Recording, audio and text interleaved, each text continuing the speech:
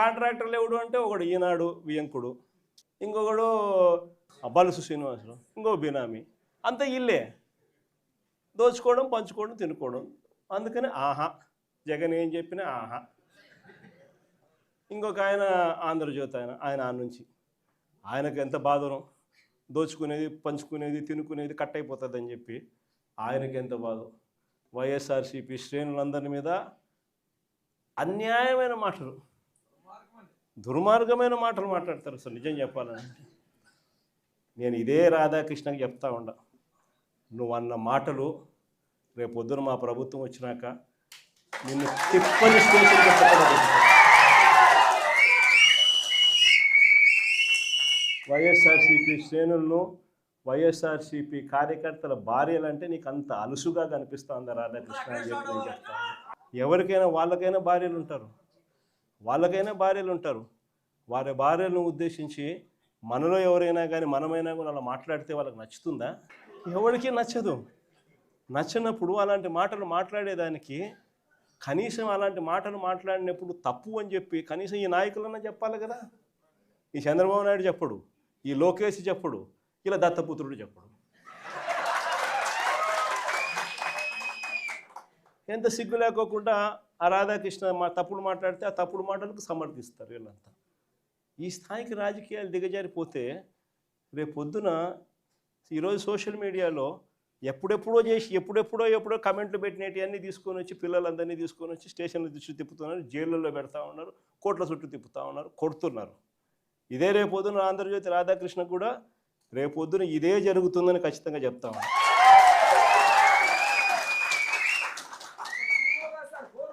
అసలు మహిళల గురించి ఇంత తక్కువగా చూసే కార్యక్రమం, తక్కువగా మాట్లాడే కార్యక్రమం, ఈ పరిస్థితులన్నీ కూడా రాష్ట్రంలో ఎందుకు వచ్చినాయి?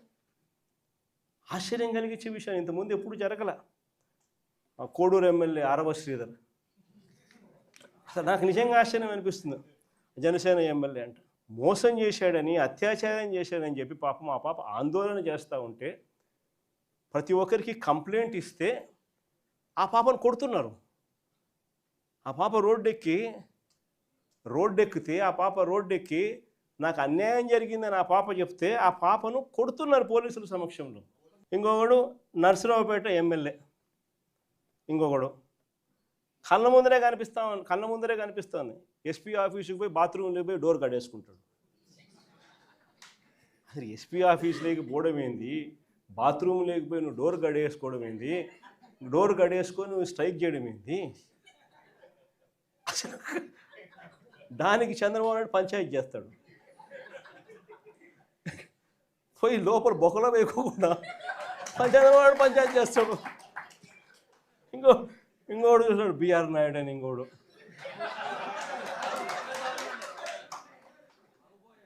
ఆయన ఏం చేస్తూ ఉన్నాడో మనందరం చూస్తూనే ఉన్నాం. తప్పు చేసినాడు.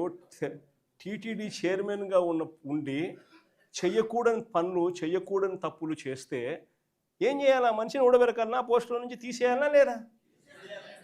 ఈ మనిషి ఏం చేస్తున్నాడు? పక్కన పెట్టుకుంటాడు ఆ మనిషిని పక్కన పెట్టుకొని తిప్పుతున్నాడు.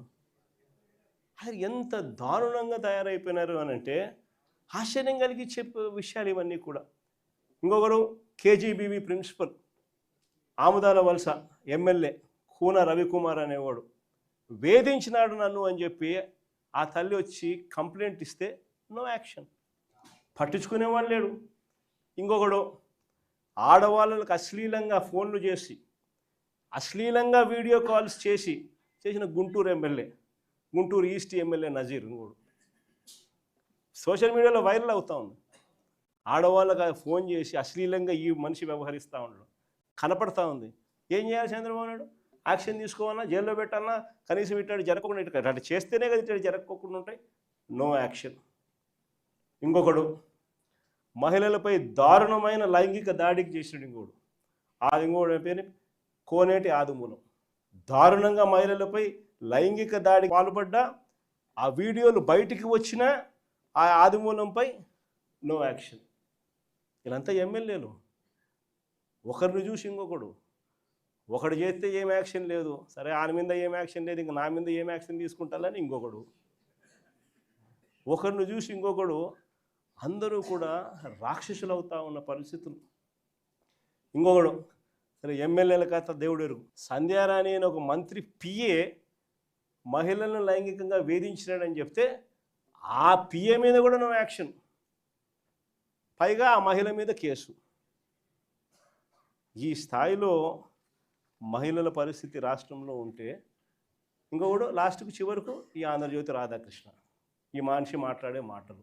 ఒకరిని చూసి ఇంకొకటి ఆటవిక ప్రపంచంలో అందరూ కూడా రాక్షసులై ఏ మాదిరిగా రాష్ట్రంలో పరిపాలన సాగుతోందని చెప్పడానికి ఇవన్నీ కూడా నిదర్శనాలు. ఇలాంటి పరిస్థితుల మధ్య రాష్ట్రంలో యుద్ధం జరుగుతూ ఉంది.